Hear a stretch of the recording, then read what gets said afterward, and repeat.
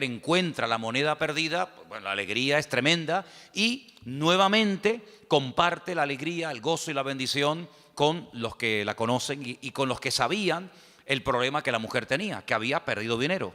Sin embargo, lo tercero que se pierde no es ni un animal ni un objeto inanimado como una moneda, sino se pierde un ser humano, se pierde un hijo.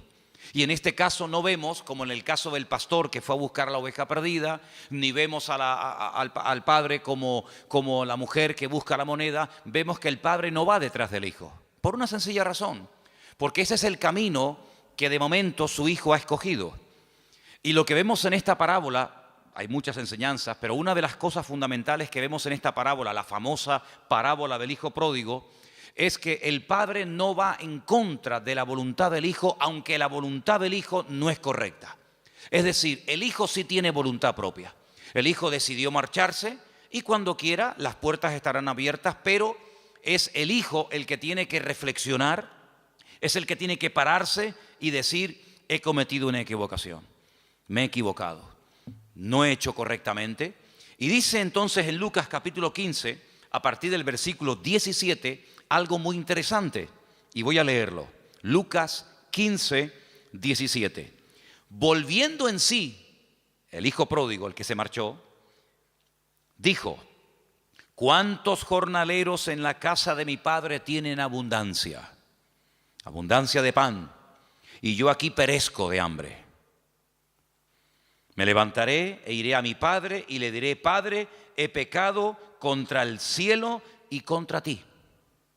Sigo, versículo 19. Ya no soy digno de ser llamado tu hijo. Hazme como a uno de tus jornaleros. Levantándose vino a su padre y cuando aún estaba lejos lo vio su padre y fue movido a misericordia. Y corrió y se echó sobre su cuello y le besó. Y el hijo le dijo: Padre, he pecado contra el cielo y contra ti. Ya no soy digno de ser llamado tu hijo. Pero el padre le dijo a sus siervos: escuchen, sacad el mejor vestido y vestidle. Poned un anillo en su mano, calzado en sus pies, y traed el becerro gordo y matadlo, y comamos y hagamos fiesta. Porque este es mi hijo, muerto era y ha revivido, y se había perdido y es hallado, y comenzaron a regocijarse. El elemento, el punto fundamental para recibir toda bendición de parte del Señor es el arrepentimiento. Eso es lo que cambia todo, el arrepentirse. Parece fácil, ¿no? Parece algo muy sencillo, pero a veces hay vidas que se les ha hablado, se les ha testificado, se les ha dicho de todas las formas habidas y por haber, pero no quieren arrepentirse. Y la palabra del Señor dice que el Señor es paciente y misericordioso con todos, esperando que todos, no unos cuantos, todos procedan al arrepentimiento. Dice que en los últimos tiempos algunos le dirán a los creyentes: hermano, pero el Señor tarda mucho en venir. Y la respuesta que tenemos que dar ante semejante pregunta es: no, el Señor no está tardando. Lo que pasa es que el Señor está esperando a que más gente procedan al arrepentimiento. Porque si viniera el Señor en estos momentos, muchas personas se perderían y se condenarían eternamente. Por lo tanto, el Señor está dando un margen, está dando oportunidad para que la gente medite, vuelva en sí y reflexione y recapacite y se dé cuenta de que el camino que han tomado no es el correcto. Como el hijo pródigo. ¿Cuánto tiempo estuvo el hijo pródigo fuera de la casa de su padre? No lo sabemos, es simplemente una anécdota, es una ilustración, un ejemplo. Pero lo que está bien claro es que hay un momento en la vida del hijo pródigo en el que las cosas ya no marchan como al principio. Hay un momento en la vida del hijo pródigo que dice: yo antes comía mejor que ahora. Yo antes vivía mejor que en estos momentos. Yo antes tenía un nivel de vida que lo he perdido. Y lo he perdido por mi mala cabeza. Lo he perdido por mi rebeldía, por mi orgullo, por mi desobediencia. Y reconozco que me he equivocado. Gloria a Dios, gloria a Dios. Pero podía haber estado el resto de su vida reconociendo que se había equivocado, pero seguía ahí. Pero lo bonito de esta historia es que este chico vuelve en sí, recapacita, reconoce que se ha equivocado, que como una oveja perdida se ha descarriado, pero toma una decisión: me levantaré y daré marcha atrás. En vez de seguir avanzando hacia la nada y hacia el precipicio más absoluto, andaré sobre mis pasos, iré a la casa de mi padre y le pediré perdón. Confesaré mi pecado. No diré, bueno, padre, aquí estoy. No, no, no. Sino le diré, he pecado. He pecado contra el cielo, contra Dios, y he pecado contra ti. Y reconozco que por mi mala cabeza, por las decisiones equivocadas que he tomado, ya no soy digno de que vuelvas a tener otra vez confianza en mí. Reconozco que si tienes misericordia y me quieres admitir, y si me haces como a un jornalero, en vez de tratarme como hijo, como a un jornalero, tienes todo el derecho del mundo de poder hacerlo. Porque mi testimonio ha sido pésimo. He desacreditado tu nombre y he sido un mal hijo. Y dice la palabra de Dios que este chico se levanta, no solamente se arrepiente, sino que él está dispuesto a dar la cara. Él está dispuesto a decirle a su padre todo lo que les acabo de decir. Y entonces cuando el padre ve que hay un verdadero y genuino arrepentimiento, un deseo de cambiar, un deseo de hacer las cosas decentemente y con orden, lo interrumpe. Porque ya no es él el que tiene que decirle al padre lo que tiene que hacer. Tu parte, lo que te corresponde a ti es arrepentirte, pedir perdón, pero yo sabré lo que tengo que hacer, si tratarte de una manera o tratarte de otra, si mandarte al campo a trabajar como a un jornalero más o darte otra oportunidad. Y el padre optó por darle una oportunidad, otra más. Le pone unas ropas nuevas, no saca lo peor, sino dice el mejor vestido. Lo mejor que haya en casa, vestir a mi hijo, porque él es la imagen de lo que yo soy, por lo tanto él tiene que dar una imagen digna. Tienen que darle el anillo, con el anillo se firmaban los documentos, el anillo era señal de autoridad, ponerle calzado, hagamos una fiesta, porque aquí ha habido hoy algo increíble que tenemos que saber festejar y recordar, que mi hijo se había muerto prácticamente, lo dábamos ya por muerto, por perdido, pero gloria a Dios, ha vuelto en sí, ha vuelto a la casa, arrepentido, y entonces comienzan una serie de bendiciones otra vez a manifestarse en la vida del hijo. ¿Qué fue lo que produjo el cambio? ¿Qué fue lo que hizo que lo que había perdido lo volviera a recuperar y se volviera a hacer una fiesta en la casa y borrón y cuenta nueva? El arrepentimiento. Si no hay arrepentimiento, no puede haber victoria en nuestra vida. Si no hay arrepentimiento y apartarnos del pecado, no solamente un remordimiento de conciencia, no solamente decir estoy obrando mal, he hecho mal, me he equivocado, pero no hay cambio. No, el arrepentimiento, como bien saben ustedes y se ha dicho muchas veces desde este mismo púlpito, es cambio de dirección. Si no hay un cambio de dirección, si no hay un rechazo a la vida que he estado llevando, entonces no hay un genuino arrepentimiento. Hay un remordimiento. Te sientes mal porque sabes a la luz de la palabra de Dios que lo que estás haciendo o has hecho no está bien, pero sigues haciéndolo.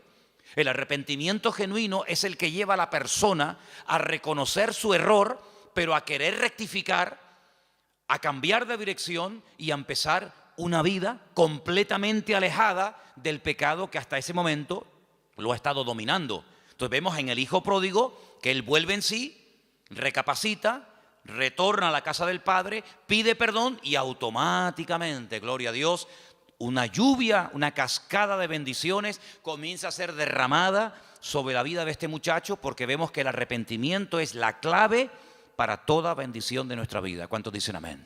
Seguimos en Lucas, capítulo 19. Estamos en el 15, nos vamos al capítulo 19 y ahora encontramos una historia real, porque la historia del hijo pródigo es una parábola que puede o no ser real, pero la historia que vamos a analizar ahora es la historia de un publicano, del jefe de los publicanos. Un hombre con una buena posición social, un hombre con un buen puesto de trabajo, un hombre que ha tenido, entre comillas digo, la suerte de trabajar para el Imperio Romano recaudando impuestos, pero sabemos que los publicanos eran personas odiadas, eran personas que nadie quería juntarse con ellos porque los consideraban auténticos traidores.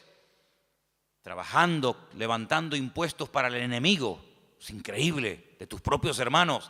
Pero si tenían que recoger 20 denarios por día, por poner un ejemplo, ellos iban más allá y lo que recaudaban de más se lo metían en el bolsillo. Hacían un mal uso de la autoridad que habían recibido.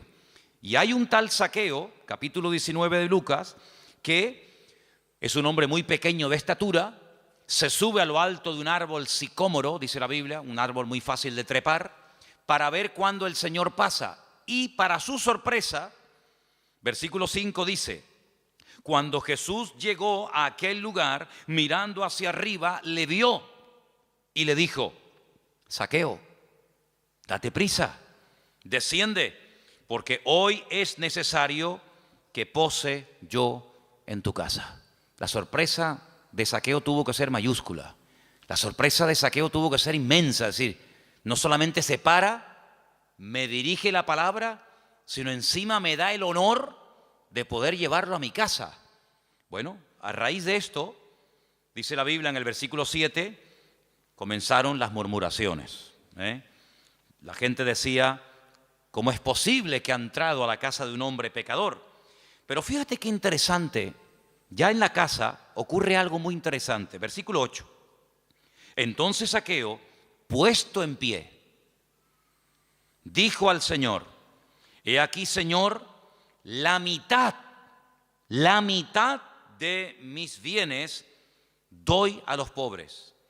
Y si en algo he defraudado a alguno, se lo devuelvo cuadruplicado. Ahora es cuando por primera vez vemos a Jesús abriendo la boca y diciendo algo. Hasta entonces sabemos que entró a la casa de un publicano, que estaba sentado a la mesa seguramente con sus discípulos, que estaban comiendo, pero si no hubiera sido por esta palabra de Zaqueo, probablemente el Señor hubiera entrado y salido de la casa de Zaqueo sin decir ni mu. Pero ahora se levanta el Señor y dice: hoy, versículo 9, hoy ha venido la salvación a esta casa, porque este también es hijo de Abraham. Porque el Hijo del Hombre vino a buscar y a salvar, ¿qué? Lo que se había perdido. Dije el otro día que la palabra salvación se puede traducir por salvación, por sanidad o por liberación. Hoy esta casa ha sido liberada. Esta casa ha vivido bajo opresión. Esta casa no ha vivido bajo la bendición de Dios, porque este hombre ha extorsionado, este hombre ha engañado, este hombre ha mentido, este hombre ha hecho un abuso excesivo de su autoridad. Pero este hombre está arrepentido, y está arrepentido de verdad, hasta el punto que dice: voy a devolver cuadruplicado todo lo que he robado a la gente. Claro, estamos hablando de un judío. El judío sabía perfectamente que según la ley, cuando alguien robaba algo a alguien, si se arrepentía, no solamente era suficiente con decir: oye, mira, perdóname que te robé el otro día la oveja y aquí no pasa nada. No, un momentito. Tú estás arrepentido, pues dame la oveja. Pero no solamente me tienes que dar la oveja, sino que según la ley de la Biblia, tenía que darle 4 más. Porque tú has hecho uso de mi oveja. Tú has tomado la leche, seguramente los cabritos te los has quedado. Tú has sacado un fruto, un beneficio de mi propiedad. Por lo tanto, si verdaderamente estás arrepentido, tienes que demostrarlo no solo diciéndolo, sino con las acciones. Porque una imagen vale más que 1000 palabras, y porque por sus frutos los conoceréis. Entonces no es suficiente con que tú ahora te hagas el niño bueno y te levantes en medio de la comida para que todo el mundo te oiga y te digan: qué buen hombre, qué buena persona. Jesús, estoy arrepentido, soy un publicano, soy un sinvergüenza, soy un extorsionador, pero bueno, Señor lo sabe todo. Gracias por venir a mi casa. No. Voy a estar dispuesto a sacrificarme, a desprenderme de lo que a mí me ha dominado durante tanto tiempo, que es el amor al dinero. Y entonces el Señor se levanta y dice: ahora sí, amigo, hoy ha venido la salvación, la liberación, la victoria a esta casa. Entonces vimos en la parábola del hijo pródigo cómo las bendiciones del Padre cayeron sobre la vida del hijo cuando el hijo se arrepiente. Vemos que la bendición cae sobre la vida de Zaqueo y sobre su hogar cuando Zaqueo se levanta y pide perdón y dice y admite que ha defraudado, que ha robado, pero está dispuesto a devolver cuadruplicado lo que ha robado. Pero hay más ejemplos en la Biblia. En el libro de los Hechos, el capítulo 2, precisamente yo leía hoy esta porción y me llamó muchísimo la atención.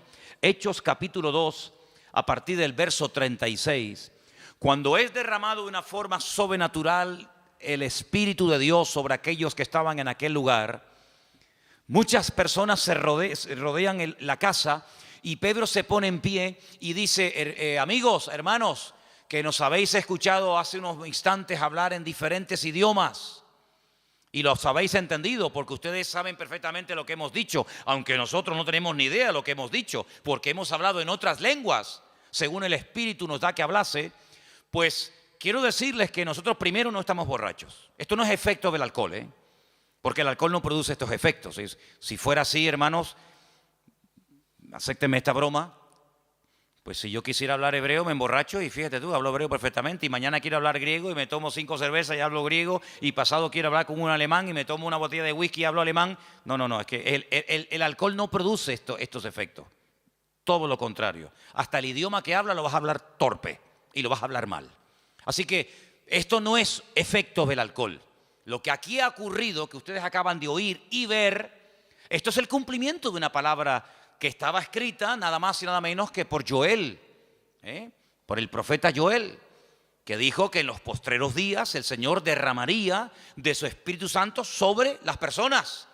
Y él da una explicación y da un mensaje extraordinario que te animo a que lo leas. Pero cuando llegamos al versículo 36 de este extraordinario mensaje, dice el apóstol Pedro, Hechos 2:36, sepa pues ciertísimamente toda la casa de Israel que a este Jesús, a quien vosotros crucificasteis, Dios le ha hecho Señor y Cristo. Le ha hecho la máxima autoridad y lo ha nombrado como el Mesías. Al que ustedes mataron, al que ustedes rechazaron y crucificaron. Esa fue la reacción de los hombres, pero la reacción de Dios es que Dios lo ha levantado y lo ha hecho Señor y lo ha hecho Cristo. Y dice en el versículo 37, al oír esto, es muy fuerte, se compungieron de corazón y le dijeron a Pedro y a los otros apóstoles, varones hermanos, ¿qué haremos? Hemos metido la pata, nos hemos equivocado, hemos matado al Mesías, hemos matado al enviado de Dios. ¿Hay remedio? Bueno, yo dije hace poco en un mensaje que el diablo es un experto en cerrarte puertas y en oprimirte y en agobiarte y en pintarte un panorama catastrófico donde no ves salidas, ni puertas, ni ventanas, ni respuesta, ni nada. Pero nuestro Dios es un experto, aleluya, en mostrarnos la realidad, pero en darnos respuestas, en darnos salidas y en darnos soluciones. Cuando ellos dicen, bueno, ¿y ahora qué hacemos? Pues el apóstol Pedro dice algo increíble, versículo 38, arrepentíos y convertíos.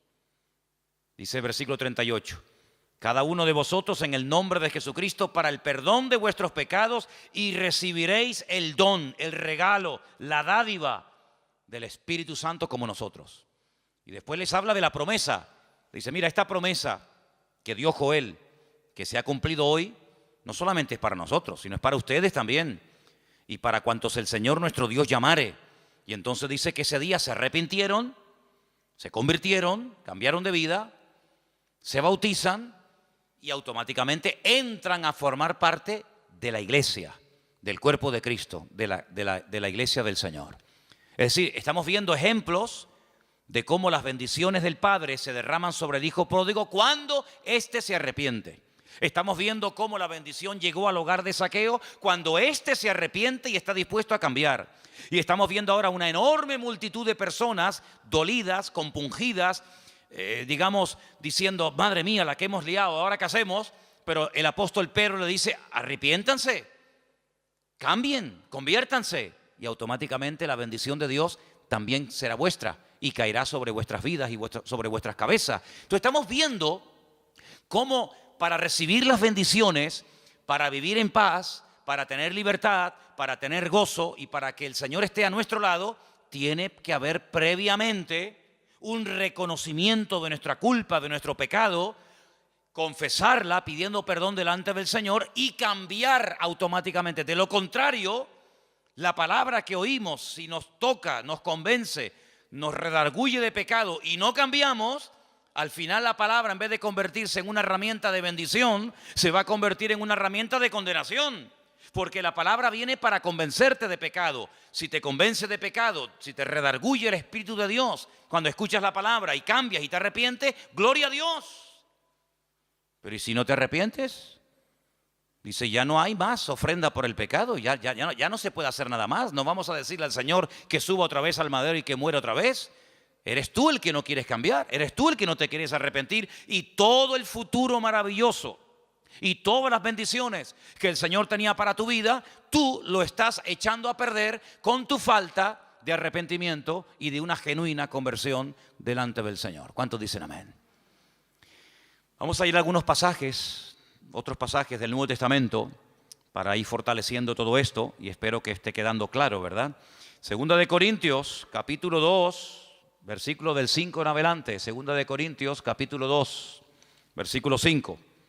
Para entender esta porción, tengo que decirles que en la primera carta, el apóstol Pablo le dice a la iglesia que tienen que expulsar, echar de la congregación a un hermano, a un creyente, a un hombre, a una persona que a Pablo le han informado que está en fornicación y que está nada más y nada menos que con su madre o con su madrastra, como algunos comentaristas opinan.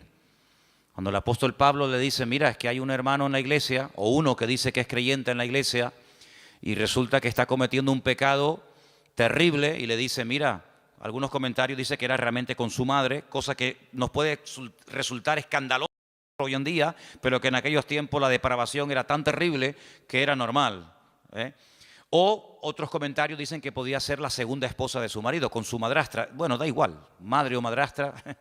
El apóstol Pablo dice, bajo ningún concepto voy a permitir que en esa congregación que ha costado tanto sacrificio levantar, se produzca semejante mal testimonio. Y el apóstol Pablo dice algo tremendo, dice, eso que ese hombre está haciendo yendo a la iglesia, no lo hacen ni los inconversos. Ese pecado es tan terrible, tan vergonzoso, que ni los gentiles hacen eso que este hombre está haciendo. Por lo tanto dice, juntaos, y yo en espíritu me junto con vosotros, y expulsad a este personaje de la iglesia, entregárselo a Satanás, para que el diablo lo sacuda, para que se dé cuenta de la barbaridad que está haciendo, que está causando un pésimo testimonio dentro de la congregación, y bueno, que el Señor tome medidas. Se ve que lo expulsaron y este hombre recapacitó. Este hombre reconoció su pecado, y ahora en el capítulo 5 de Segunda de Corintios, capítulo 2 de Segunda de Corintios, del versículo 5 en adelante, dice Pablo, Segunda de Corintios 2:5, si alguno me ha causado tristeza, no me la ha causado a mí solo, sino en cierto modo, por no exagerar, a todos vosotros, evidentemente. Le basta a tal persona esta reprensión hecha por muchos. Así que al contrario, vosotros más bien debéis perdonarle y consolarle para que no sea consumido de demasiada tristeza, por lo cual os ruego que confirméis el amor para con él. Porque también para este fin os escribí, para tener la prueba de si vosotros sois obedientes en todo. Al que vosotros perdonáis, yo también, porque también yo lo he perdonado. Si en algo he perdonado, por vosotros lo he hecho en presencia de Cristo, para que Satanás no gane ventaja alguna sobre nosotros, pues no ignoramos sus maquinaciones. Si lo que él dice que se haga en Primera de Corintios, que es expulsar a este hombre de la congregación, en la segunda carta que le escribe a la iglesia de Corinto dice, ahora este hombre ha pedido perdón, este hombre ha reconocido su pecado, y ahora lo que tenemos que hacer es perdonarlo, consolarlo, volver a admitirlo en el seno de la iglesia, y si ustedes lo admiten, yo también. Si ustedes lo perdonan, yo también lo perdono. Y hacerlo pronto, para que no le consuma la tristeza. Cuando una persona es reprendida, exhortada, puesta temporalmente en disciplina, esa disciplina tiene que surtir un efecto. Tiene que haber un cambio en esa persona. La disciplina no es punitiva, es decir, la disciplina no es para machacarte como la justicia del mundo. Cometes un delito y te meto en la cárcel. Me da igual si estás casado, si lloras, si coges una depresión, si comes bien, si comes mal, si tienes frío, si tienes hambre. A la justicia le da exactamente igual. El que la hace, la paga. Pum, al talego, fuera, se acabó. Sin embargo, la justicia de Dios no es punitiva, es con el objetivo, se aplica con el objetivo de restaurar.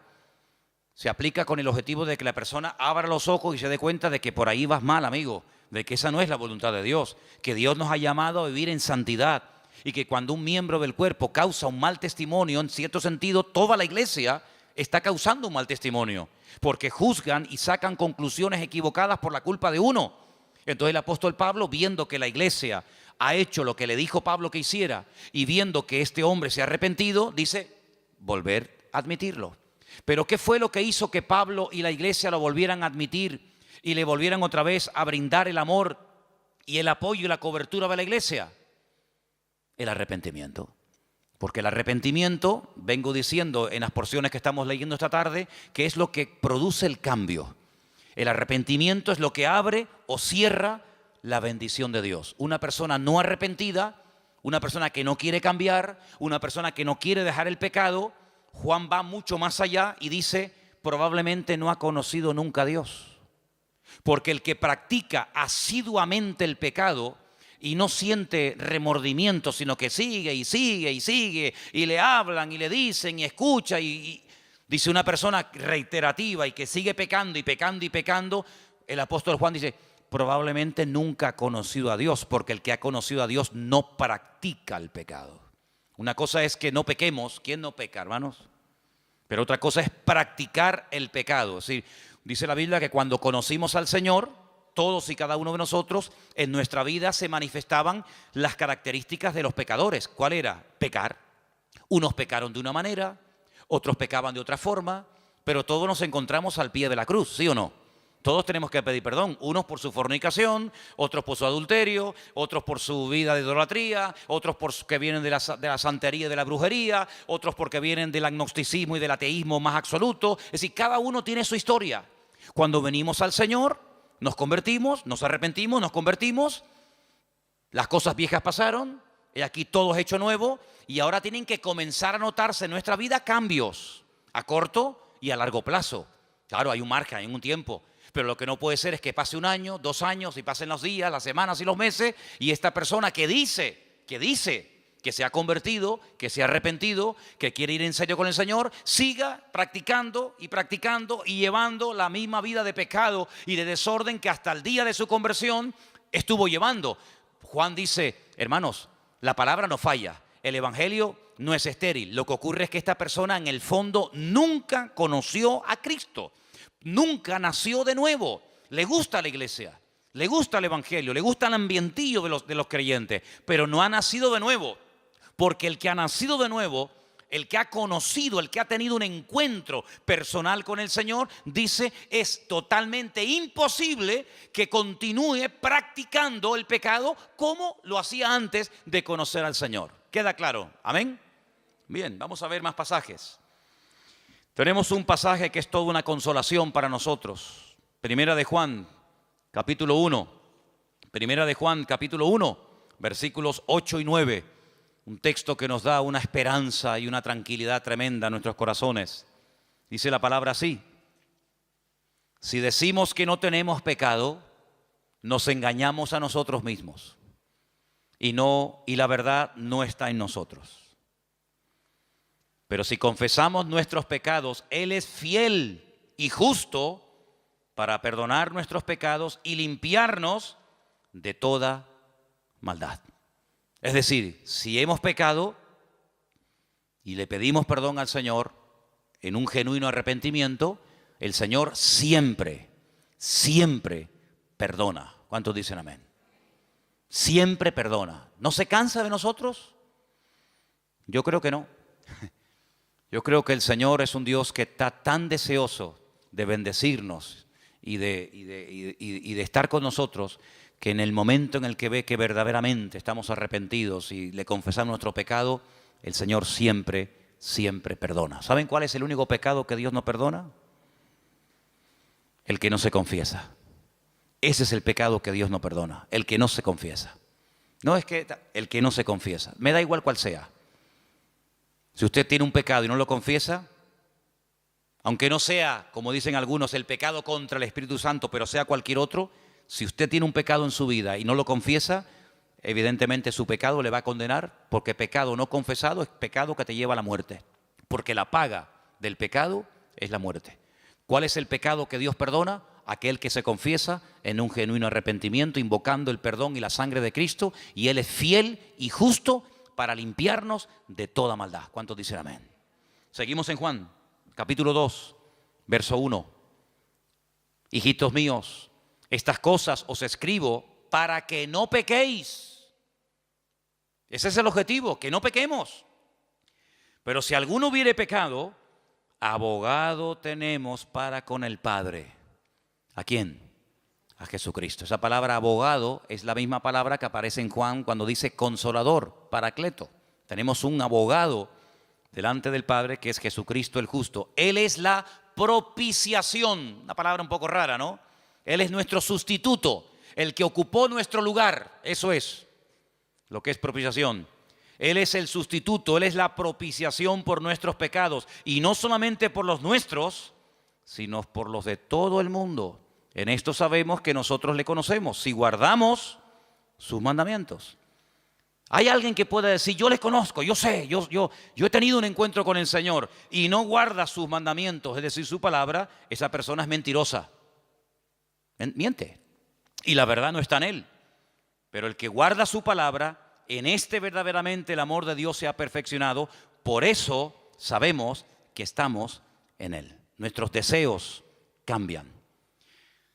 Estaba leyendo estos días y a lo mejor, no sé, a lo mejor probablemente el domingo comparta algo de esto. Hay un versículo en el libro de Ezequiel, capítulo 36, donde en el mismo versículo lo que me llamó la atención cuando lo leía es que aparecen como 3 tipos de corazones. La palabra corazón en el mismo versículo aparece 3 veces. Dice, yo les daré un corazón nuevo. Yo quitaré el corazón de piedra de vosotros y os daré un corazón de carne. En el mismo versículo, corazón nuevo, corazón de piedra y corazón de carne. Estoy preparando algo, no sé, a lo mejor lo comparto el domingo, no sé, ya se darán cuenta si lo hice así o no.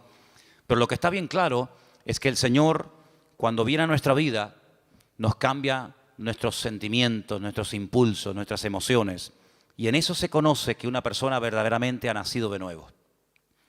No es que no pueda ser tentado, sino que no lleva una vida de desorden como la ha estado llevando hasta que llegó el punto en su vida de conocer al Señor, se ha arrepentido, ha reconocido que eso no le agrada a Dios, y no es que se arrepiente por miedo al infierno, no. No es que se arrepiente por miedo al castigo eterno, no, sino que se arrepiente porque conoce y ama a Dios y no quiere ofenderle. Eso es una cosa muy diferente. No es que el niño se porta bien porque si se porta mal no le dejo jugar con la bicicleta. Entonces, como quiere jugar con la bicicleta, él se porta bien, pero si fuera por él se portaría mal. Pero como quiere jugar con la bicicleta, entonces se porta bien. Pero el verdadero Hijo de Dios no deja de pecar por miedo al castigo, sino el verdadero nacido de nuevo deja de pecar porque ama tanto a Dios que no quiere ofenderle, ni quiere hacer nada que no haría el Señor y que ofendería la santidad y la grandeza del Señor. ¿Cuántos dicen amén?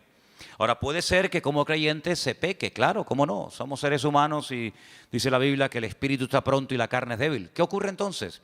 Santiago, la carta a Santiago, hay un texto muy bonito en el capítulo 5, casi al final de la carta de Santiago, en el capítulo 5, 19 y 20. Escucha bien porque es un versículo muy interesante y espero que captes el espíritu de la letra. No solamente la letra, sino el espíritu de la letra. Santiago 5, versículos 19 y 20 dice, hermanos, no llamamos hermano a todo el mundo. Usted va por la calle y cuando entra, por ejemplo, en una cafetería a tomar un cortado, dice, buenos días, hermanos, Señor les bendiga a todos. Los de la barra te miran así diciendo, ¿de dónde ha salido este? No entras a la universidad por la mañana y dice, Buenos días, hermanos. ¿Qué tal? Señor les bendiga, hermanos. La gente dice, yo no soy tu hermano. ¿A quién le llamamos hermanos? Aquí, a nosotros. ¿Qué tal, hermano? ¿Cómo estás? Hola, hermanita. A mí me viene de maravilla eso de hermano y hermana. Cuando me quedo trabado y no me sale el nombre, digo, hola, hermana, ¿qué tal? Y quedo bien, encima quedo hasta educado, ¿no? Así que cuando Santiago dice hermanos, ¿a quién le está hablando? ¿A los inconversos? No, le está hablando a los hermanos. Y hermano en Cristo nuestro es todo aquel que tiene a Cristo en su corazón como tú y yo lo tenemos, ¿sí o no? Eso está claro, ¿no? Muy bien, sigo entonces. Hermanos, si alguno de entre vosotros se ha extraviado de la verdad y le hace volver, sepa que el que haga volver al hermano, nadie dice nada. Corríjame porque leí mal a propósito y nadie me dijo nada. Yo sé que ustedes me quieren mucho, pero no me permitan que lea mal la Biblia.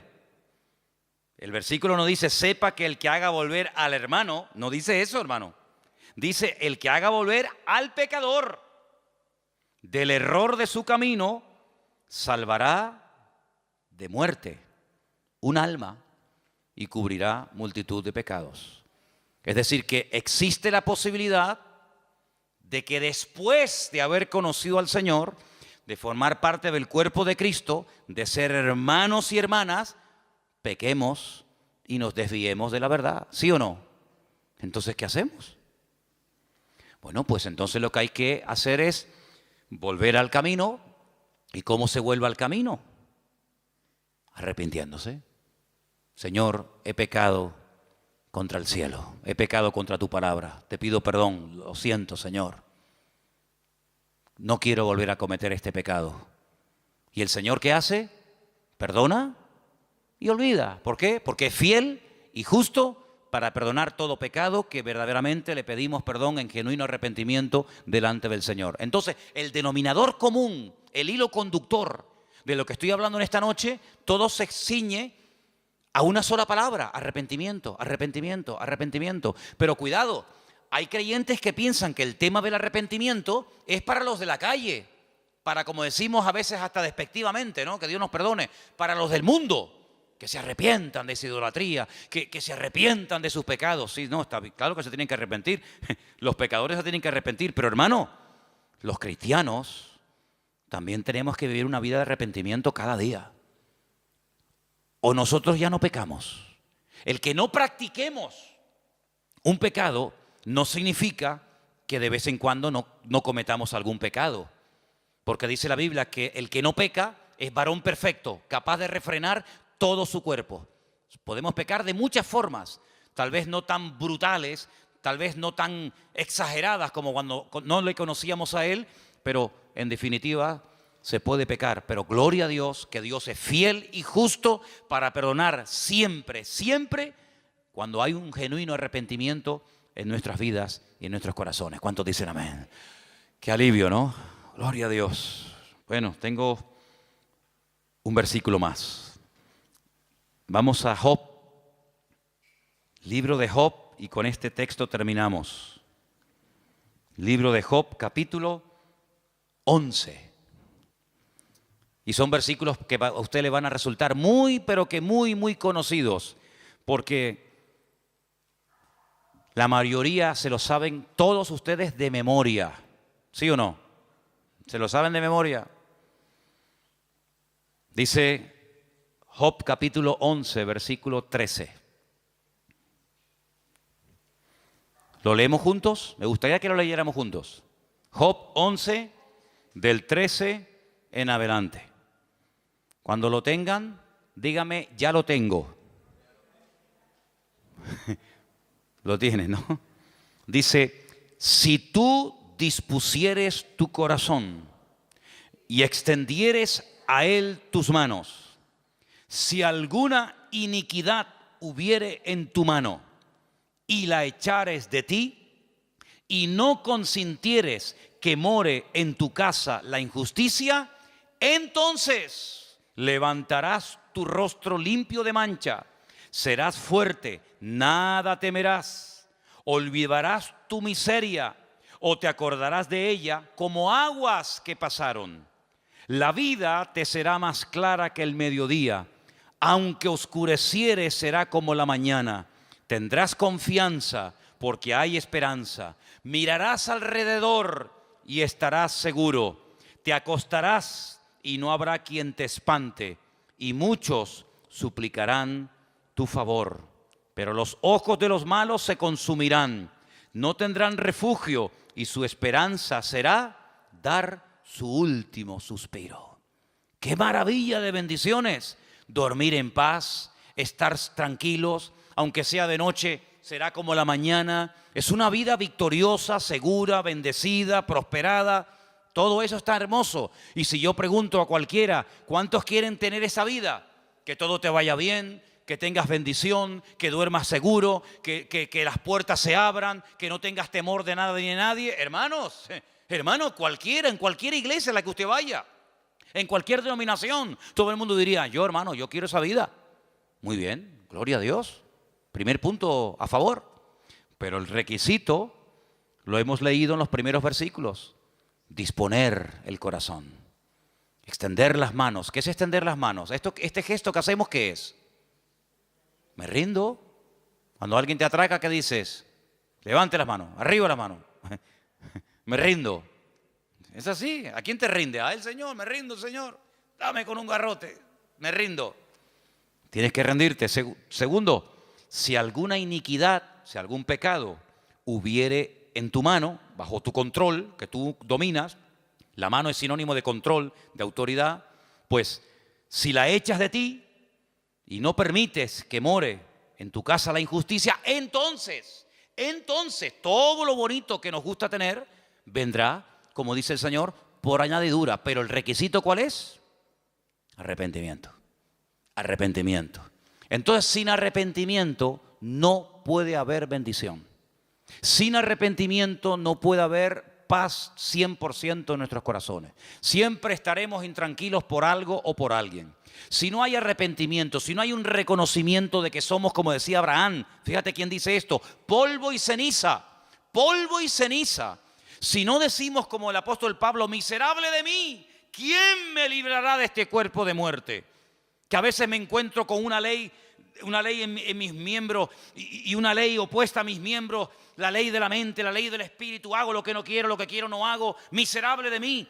Si no tenemos el espíritu de Isaías que decía, ay de mí, que siempre hombre inmundo de labios han visto mis ojos al Rey de Gloria. Si no tenemos esa actitud de temor, porque eso se llama temor a Dios. Si perdemos ese temor, entonces ¿qué somos?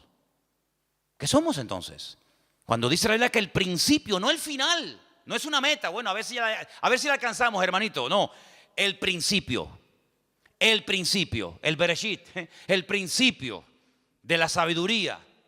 ¿Qué es? El temor a Dios. Y otro versículo también muy parecido en Proverbios dice que el principio de la sabiduría es aborrecer el mal. Entonces, hermano, las bendiciones, gloria a Dios, ahí están. Pero si hemos sido llamados para ser personas bendecidas, si hemos sido llamados para tener al santo de los santos con nosotros 24 horas al día, si hemos sido llamados para vivir con gozo, con libertad, con quietud, con calma. Dice, en el mundo tendréis aflicción, pero confiad, yo he vencido al mundo.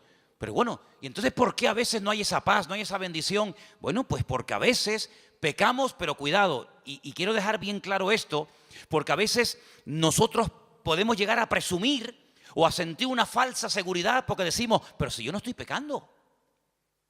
No estoy pecando porque mira, no hago ni esto, no hago aquello, no hago tal, no hago cual, no sé qué. Y metemos el pecado en una parcela donde decimos, no estoy pecando porque no cometo adulterio, porque no fornico, porque no robo, porque ya no me postro ante imágenes, porque no hago. Y entonces yo me creo que como cristiano, como ya dejé de hacer, como ya no hago ciertas y determinadas burradas o barbaridades que hacía, pues ya no estoy pecando. Momento, dale la vuelta a la moneda. La otra cara de la moneda dice que el que sabe hacer, porque hemos aprendido a no hacer lo malo, eso ya lo sabemos. ¿O tendremos otra vez que repetir lo que está mal? No. Pero el que sabe hacer lo bueno y no lo hace, pues dice la Biblia que también está pecando. Es decir, una cosa es pecar por acción, que ya no es nuestro caso, pero en nuestro caso es muy peligroso el estar pecando por omisión. Saber que tengo que hacer algo y no lo estoy haciendo. Puedo decir, Señor, mira, yo no estoy adorando imágenes. No me faltaría más que a estas alturas todavía estemos con este rollo. Pero es que de eso no tienes que presumir. Porque tú sabes, porque mi espíritu mora en ti, que la idolatría, la brujería, la hechicería, etcétera, todo eso es pecado. Pero mi pregunta es, ¿tu vida en qué se ha convertido? ¿En una vida de estancamiento, en una vida de no peco, no hago nada, vivo como en una burbuja herméticamente? ¿O mi vida es una vida activa donde sé que tengo la obligación de hacer ciertas y determinadas cosas y las estoy haciendo? Porque también se puede pecar de esa manera. Claro, los inconversos no pecan de esa manera. Los inconversos directamente pecan por acción. Pero el creyente